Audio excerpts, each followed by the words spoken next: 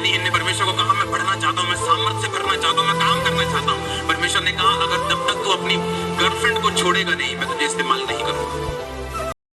परमेश्वर ने कहा था, मेरी आज्ञाएं जो है वो कठिन नहीं, वो मुश्किल नहीं।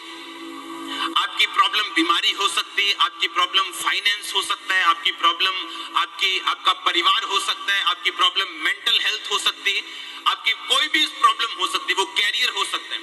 अगर आप विलिंग हैं, अगर आप इच्छुक हैं कि परमेश्वर आपकी लाइफ में काम करें और आप परमेश्वर को इनवाइट करेंगे, परमेश्वर मेरे बेटे की जिंदगी में काम कर, मेरी बेटी की जिंदगी में काम कर, मेरे फाइनेंस में काम कर, उसके बाद आपको क्या करना है?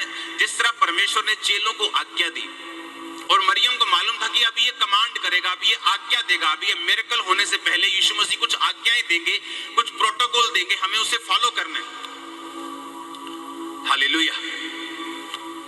कई बार इस मिनिस्ट्री को बढ़ने से पहले, जब ये मिनिस्ट्री बढ़ने वाली होती थी, परमेश्वर मुझे एक बड़ा बीज बोने के लिए बोलता था और वो बीज ऐसा होता था कि हमारे दिल को हिलाता था। वो बीज, हम खाली हो जाते थे बीज बो के, लेकिन हमें मालूम था। और बीज बोने के बाद मैं अनाउंस करता कि हम डबल होने जा रहे हैं, हम ट्रिपल होने जा रहे हैं। लोग बोलते, इनको कैसे मालूम? शायद कोई बड़ी मीटिंग की तैयारी की हुई है, शायद बड़े ज्यादा पोस्टर छाप दिए हैं, बड़े पम्फलेट छाप दिए हैं, बड़ी मीटिंग होगी तो लोग तो आएंगे। ऐसा नहीं होता।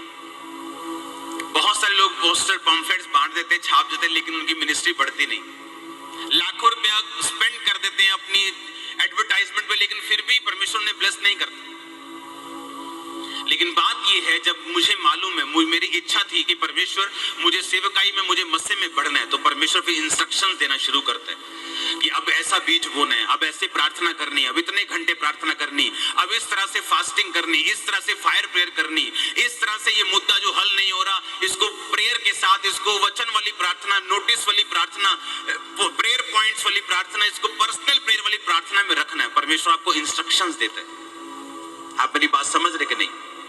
बेनी हिन ने परमेश्वर को कहा, मैं बढ़ना चाहता हूं, मैं सामर्थ्य से भरना चाहता हूं, मैं काम करना चाहता हूं। परमेश्वर ने कहा, अगर जब तक तू अपनी गर्लफ्रेंड को छोड़ेगा नहीं, मैं तुझे इस्तेमाल नहीं करूंगा।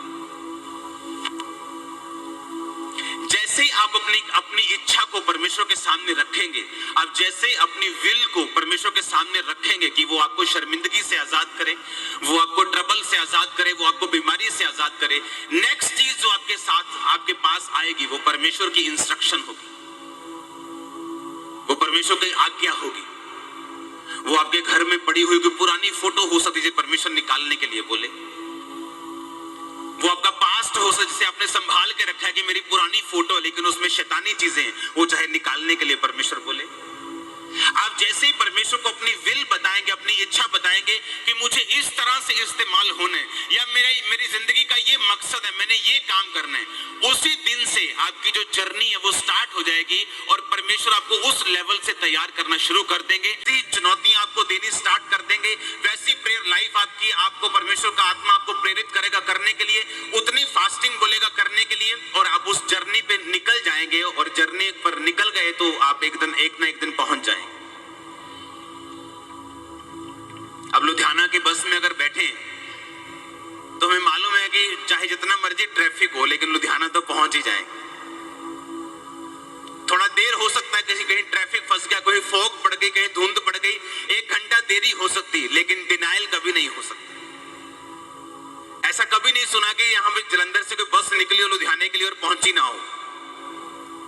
आप श्योर बस में बैठे हो, जो श्योर पहुंचने वाली मंजिल पे श्योर पहुंचेंगे आप यीशु मसीह के नाम।